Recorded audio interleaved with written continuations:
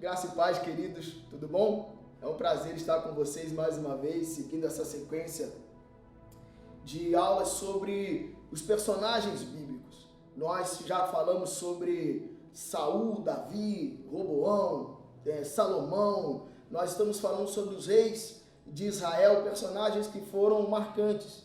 Hoje o título da nossa lição é o Coração de Leão. E o título dessa lição é um easter egg para falar desse homem, né? Coração de Leão, por quê? Pela maneira como ele falava com os seus soldados.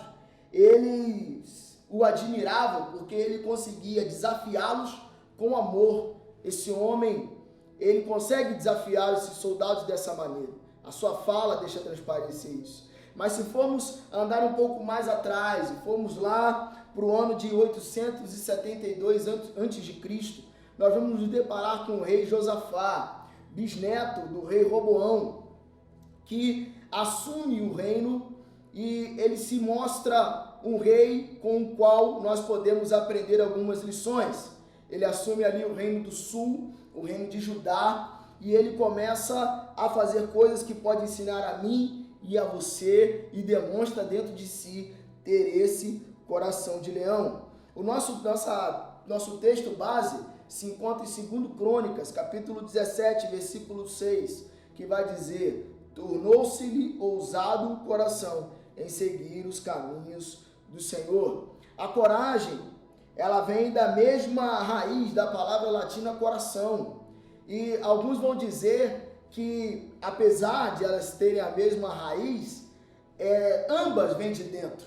O coração, com as nossas emoções, e a coragem também. Uns vão dizer que não tem coragem, uns vão dizer que não conseguem se levantar para fazer algumas coisas. Mas, como a coragem ela vem de dentro, ela está dentro de você, procurando para ser colocada para fora. Você tem uma coragem para fazer coisas que você não imagina. E Deus, ele vai te despertar para isso, para te dar essa coragem, para que ousadamente você fale no nome dele, você fale aquilo que ele tem mandado você falar. Há algo dentro de você que você desconhece, uma força, né? Meu pai costumava falar, quando eu era criança, e aí eu batia na minha irmã, meu pai falava assim: se essa menina soubesse a força que ela tem, porque ela era mais forte que eu era na vareta, e ele falava assim: a mãozada dela te mata, mas ela não tem noção da força que ela tem. E aí é a coragem que tem dentro de você. Há uma coragem dentro de você que precisa ser colocada para fora. O inimigo precisa ser vencido. Eu não sei pelo inimigo que você está lutando. Talvez algo dentro da sua família, algo dentro de você que você esteja lutando, mas é algo que nós vamos aprender com o rei Josafá, um rei que não se intimidou por ser filho do rei Asa, um rei que ele não olhou só para aquilo que o seu pai fez, mas ele focou em buscar o Senhor. Acho que a coragem do rei Asa, ela começa quando ele destina a dedicar a sua vida a adorar ao Senhor e fazer todos os seus esforços para que a honra a ele fosse devolvida dentro do reino de Judá. Ele foi um rei, como diz o primeiro tópico da nossa lição, vai dizer que ele foi o rei do pedaço. Esse homem, ele chega e ele fortalece as suas fronteiras, de modo que o povo, vai dizer 2 Coríntios capítulo 17, do versículo 1 ao versículo 5, de maneira que o próprio povo de Judá vai dar presentes a ele. Ele fortalece as suas fronteiras e ele coloca elas contra o reino de Israel, ao passo de que as nações que o cercavam acaba por admirá-lo. Esse cara, ele se posiciona e ele começa a voar, e ele voa, ele não precisa pegar a referência do seu pai ou do seu avô, mas ele olha para um homem que dentro da palavra de Deus, ele é a nossa referência, né? Para o povo de Israel também, que é Davi, um homem que foi escolhido segundo o coração de Deus. Esse Josafá que desponta, que se destaca, é o Josafá que ele começa a voar sem asa, que traz o povo de volta à adoração a Deus, que traz o povo de volta a estarem se encontrando com o Senhor. Esse homem é aquele que ele vai desafiar com amor, desafiar a quebrar os altares, desafiar a restaurar a adoração do povo ao Senhor. Esse é Josafá, e Josafá significa Yahvé julga. O nome dele já estava fazendo com que dentro dele habitasse algo. Habitasse o sentimento do Senhor para com aquele povo. Esse sentimento de restauração, de trazer o Senhor, de olhar para eles e ver que esse povo ele precisava ser restaurado. Josafá ele vai se dedicar, e esse coração de leão, em 2 Crônica 17:6, vai dizer que ele corajosamente, ele seguiu os caminhos do Senhor. E completando, o versículo 6 vai dizer que ele retirou de Judá os altares idólatras e os postes sagrados. Ele vai estabelecer uma nova cultura dentro de Judá. Ele vai criar uma escola bíblica itinerante. Versículo 7 vai dizer que no 3º ano do seu reinado, ele pega Obadias, Beniail, Zacarias, Natanael, Micaías, para eles ensinarem nas cidades de Judá. Com eles também foram levitas, Semaías, Netanias, Ebadias, Azael. Eles vão percorrer, segundo o versículo 9, todo o reino de Judá, levando consigo o livro da lei do Senhor e ensinando o povo. A gente está falando aqui de um homem que pegou um povo que estava se tornando um povo idólatra, que tinha em alguns pontos do seu país, do seu reino, altares idólatras. E esse Josafá, com a sua coragem, ele quebra tudo aquilo que é para ser tirado. E ele começa a ensinar o povo novamente. Há momentos, querido adolescente, que você precisa quebrar tudo aquilo que te atrapalha a adorar a Deus. Destruir, arrancar, dispersar. Você precisa tirar, se necessário for, do seu quarto, queimar algum tipo de roupa, tudo aquilo que te afasta ao Senhor, tudo aquilo que hoje para você é um altar e te afasta de Deus. Que tipo de lição você tem aprendido com o Pai? Que tipo de lição você tem aprendido com o Senhor? O que é que você precisa ser ensinado? Você precisa ter um coração ensinado. Josafá, ele estava muito animado para fazer as coisas acontecerem de acordo com a vontade de Deus, e isso faz toda a diferença na sua vida e no seu reinado. Aí, o grupo que o rei enviou por todo Judá para ensinar a lei de Deus incluía oficiais reais, sacerdotes e levitas. Não havia separação entre religião e Estado. Pressão total do governo foi colocada em busca do esforço para ensinar a lei de Deus. Agora se coloca no lugar desse rei, olha o trabalho que ele está tendo para poder reconectar esse povo ao Senhor. O trabalho que ele está tendo para poder reaproximá-los de Deus. O trabalho que ele está tendo. Então, Josafá, ele está voando. Ele está vindo e ele está trabalhando, ele está fazendo, ele quer restaurar o povo ao Senhor, ele quer restabelecer essa vida espiritual, quer fazê-los regressar. Há um processo, queridos, há um processo. Vai dizer que no 3º ano do reinado dele, ele vai enviar esses oficiais, ele vai enviar levitas, ele vai enviar sacerdotes para ensinarem todo o povo. Ele está reconstruindo, ele está recomeçando. Aí você fala, mas ele está reconstruindo o quê? Se ele é filho do rei Asa, ele está reconstruindo a dignidade, ele está reconstruindo a vida espiritual do reino de Judá. Talvez a gente olhe ao nosso redor, há muita coisa quebrada. Algumas semanas, o pastor ele começou a construir a carta pastoral sobre reconstrução. E como reconstruir é difícil. Você que hoje participa de um pequeno grupo, que está conectado às pregações na nossa igreja, você vai ver que reconstruir é difícil. E ele está tentando reconstruir algo que aparentemente não estava quebrado, mas estava. Ele está tentando restaurar, recomeçar, refazer.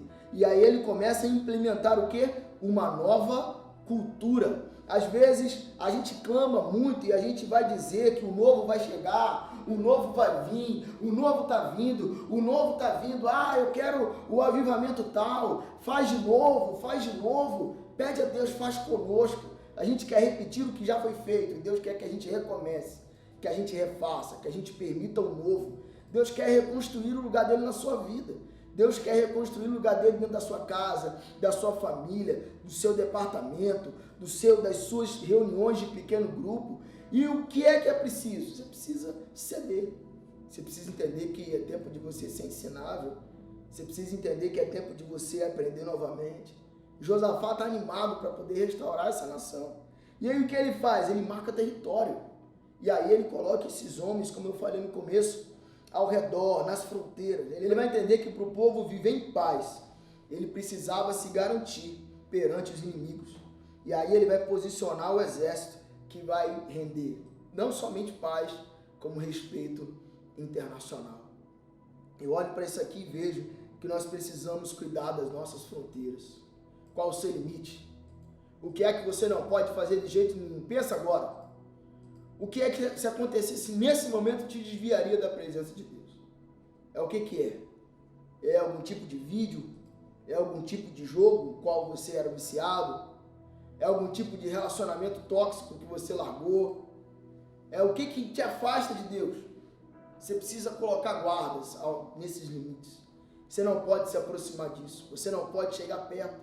Você não pode tocar. Você não pode olhar. Você precisa pedir a Deus para te guardar. E você precisa criar resistência contra isso que pode te enfraquecer. Você precisa se proteger contra os seus inimigos. Marque o teu território. Conheça as suas fraquezas. Aonde você é mais vulnerável? Aonde você é mais vulnerável? É com o celular na mão? É sozinho no banheiro? É o quê? É quando as coisas de alguém tá dando sopa e você tem o hábito de pegar, guardar no seu bolso e levar para casa. Você é o quê? Você é desleal, é mentiroso, é fofoqueiro. Qual que é a sua fraqueza? Qual que é o buraco que te deixa vulnerável aos ataques do inimigo? Marque o seu território. O ponto 2 da nossa lição vai mostrar que Josafá está vindo numa jornada, está voando, está aqui, reconstruindo, porém, algo que vai nos destruir e algo que vai nos levar muitas vezes a nos afastar do Senhor, que é um amigo do mal. Chega a ser paradoxal, né? Ter um amigo do mal, porque a palavra amigo ela deveria estar sempre relacionada a coisas boas. Só que quando a gente vai olhar lá em Salmo capítulo 1, bem-aventurado o varão que não anda segundo o conselho dos ímpios, nem se detém no caminho dos pecadores, nem se assenta na roda dos escarnecedores, antes tem o seu prazer na lei do Senhor, na sua lei medita de dia e de noite, vai me remeter que muitas vezes para eu estar andando ali no caminho dos ímpios, me detendo com os pecadores e conversando com os escarnecedores, eles estão mais próximos do que eu penso. Eles são quem eu menos imagino. E eu preciso tomar muito cuidado para não estar tendo amigos que na verdade estão me destruindo. E pessoas que a gente considera que estão nos levando para o buraco. Segundo Crônicas capítulo 18, a partir do versículo 1, a gente vai ver que Josafá, que é do reino do sul, ele vai fazer uma aliança com o reino do norte. E aí ele vai ficar amigo do rei Acabe. E ali há uma aliança de casamento, segundo o primeiro versículo do capítulo 18, que diz assim: Josafá tinha grande riqueza e honra, e aliou-se a Acabe por laços de casamento. Alguns anos depois ele foi visitar Acabe em Samaria. Acabe abateu muitas ovelhas e bois para receber Josafá e sua comitiva e insistiu que atacasse Ramote-Gileade. Essa aliança de casamento é porque Atália, filha de Acabe, ela acaba se casando com Jeorão, filho de Josafá. E aí essa aliança é onde Josafá ele permite ser minado, ele se permite ser contaminado. Ele, com o passar dos anos, ele vai se aliar a Acabe, né? E vai casar o seu filho com a sua filha, que é uma adoradora de Baal. E ele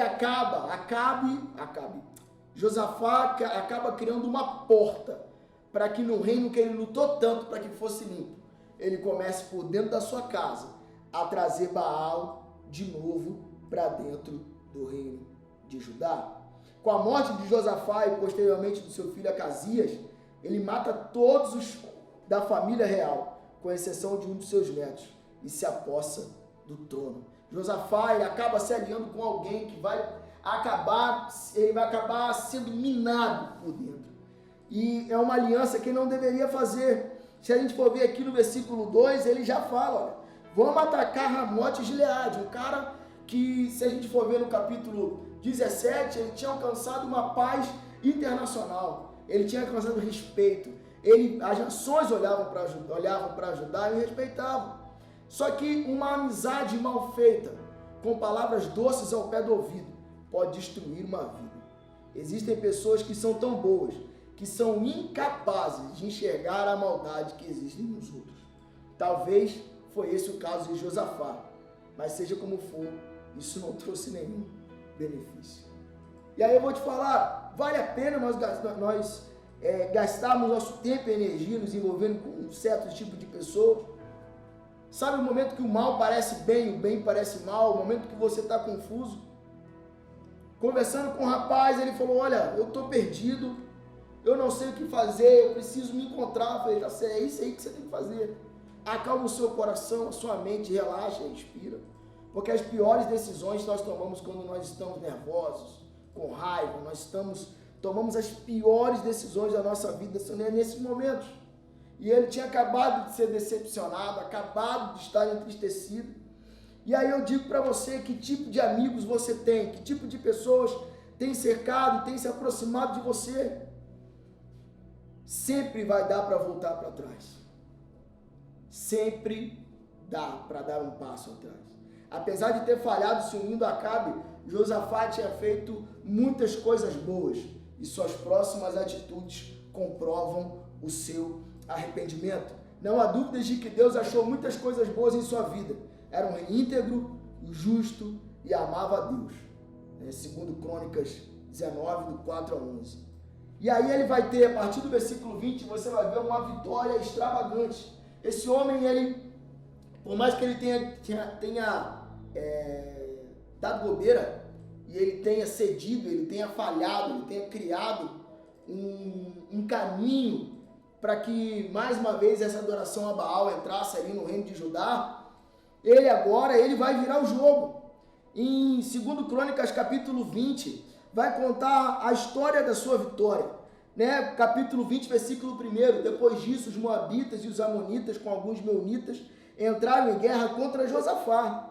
Então informaram Josafá, um exército enorme vem contra ti de Edom, do outro lado do Mar Morto. Já está em Azazon Tamar, isto é, em Engedi. Alarmado, Josafá decide consultar o Senhor e bota todo o povo de Judá para poder jejuar. Josafá ele volta ao Senhor, ele se arrepende, ele vai diante de Deus, ele ajoelha, porque esse povo ele vem lutar contra ele, e aí é a questão da coragem. É a hora que o medo ele é uma das piores das sensações que a gente pode sentir. Todos nós temos medo de alguma coisa. Já vi gente que tem medo de borboleta. Tem gente que tem cada medo que você estranha. Só que a gente não pode deixar o medo nos dominar. A gente não pode deixar com que o medo seja maior do que a fé que nós temos no nosso Deus. Josafá, ele se rende e ele vai até o Senhor, ele se ajoelha e ele ora e ele fala com Deus. Josafá entendeu isso e ele vai basear sua conversa com Deus em 3 coisas muito importantes. O poder soberano de Deus. Você está conversando o que você está pedindo a Deus, em que você crê. Você está limitando o agir de Deus na sua vida. Você está limitando aquilo que Deus pode fazer nas lutas que você tem enfrentado. O seu medo ele jamais vai se afastar se você não entender que Deus ele é soberano e o seu poder é infinito.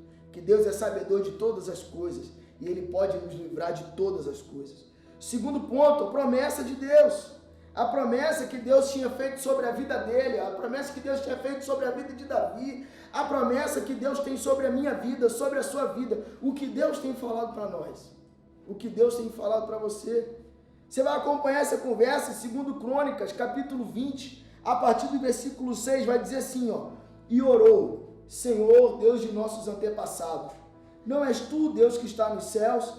Tu dominas sobre todos os reinos do mundo. Força e poder estão em suas mãos. Ninguém pode opor-se a ti. Não és tu, nosso Deus, que expulsaste os habitantes dessa terra perante Israel, o teu povo, e a deste sempre aos seus descendentes, aos descendentes do teu amigo Abraão? Eles a têm habitado e nela construíram um santuário em honra ao teu nome, dizendo, se alguma desgraça nos atingir, seja o castigo da espada, seja a peste, seja a fome, nós nos colocaremos em tua presença diante deste templo, pois ele leva o teu nome, e clamaremos a ti em nossa angústia, e tu nos ouvirás e nos salvarás. E aí ele vai, por último, botar a dependência humana, terceiro ponto, quando ele diz, mas agora aí estão amonitas, moabitas e habitantes dos montes de Seir, cujos territórios não permitisse que Israel invadisse quando vinha do Egito. Por isso, os israelitas se desviaram deles e não os destruíram. Vê agora como estão nos retribuindo ao vir expulsar-nos. Ó Deus, não irás tu julgá-los? Pois não temos força para enfrentar esse exército imenso que vem nos atacar. A total dependência do Senhor. Reconhecer que nós somos dependentes de Deus. E o que Josafá vai ganhar com isso? Ele vai ter vitória na sua batalha. Ele vai ter vitória na sua batalha. E tranquilo em meio à guerra. O incrível acontece quando somos capazes de crer que a verdadeira guerra acontece no mundo espiritual. O pastor Arnaldo ele fala uma coisa que é verdade. O mundo espiritual é muito mais real do que o mundo real. O mundo espiritual ele é muito mais real do que o mundo que nós vivemos, do que o mundo que nós chamamos de real. Porque é no mundo espiritual que acontecem as coisas, é no mundo espiritual que nós precisamos lutar as nossas batalhas, é no mundo espiritual que nós precisamos colocar as coisas. Porque é para Deus que eu preciso apresentar a minha família, é para Deus que eu preciso apresentar o meu trabalho, é para Deus que eu preciso apresentar os meus medos, é para Deus que eu preciso apresentar os meus anseios, os meus planos para o futuro, os meus desejos, porque a batalha que eu estou enfrentando, eu vou ganhar ela primeiro no mundo espiritual. Entendendo a soberania de Deus, vendo e reconhecendo e lembrando das promessas que Deus tem sobre a minha vida e me colocando na total dependência do Senhor. E aí, como diz a lição, nós vamos ficar de boa na batalha, porque nós queremos no Senhor. E como diz o Salmo 91, a gente vai poder simplesmente descansar na sombra do Altíssimo, estar ali no esconderijo do Altíssimo, descansar à sombra do Onipotente, porque o Senhor nos guardará, porque não só nos entregamos a Ele, mas nós nos confiamos nele. O rei Josafá, ele nos deu um dos melhores exemplos bíblicos do poder de buscar a Deus quando nos deparamos com o inimigo. No momento de grande aflição, descrito em 2 Crônicas, do 20, do 1 ao 13, ele vai convocar o povo para jejuar e para se comunicar melhor com Deus. Tem dobrado o seu joelho, querido? Tem feito seu momento de devocional? Ou você tem deixado para Deus os últimos minutos do seu dia? Sua devocional é a Bíblia que você lê em 2 minutos, na hora que você está no pior do seu sono, na hora que você está mais cansado, que você não aguenta ajoelhar e orar. Deus quer ter um momento de intimidade com você, de relacionamento. Deus quer impulsioná-lo a colocar essa coragem que está presa dentro de você para fora. Porque Deus quer falar contigo muito mais do que superficialmente. Ele quer falar contigo lá dentro e quer colocar para fora o coração de leão que há dentro de você. Josafá deixou uma marca que comprova que é possível mudar o que precisa ser mudado. Ele desafiou-se a andar com Deus e fazer sua vontade.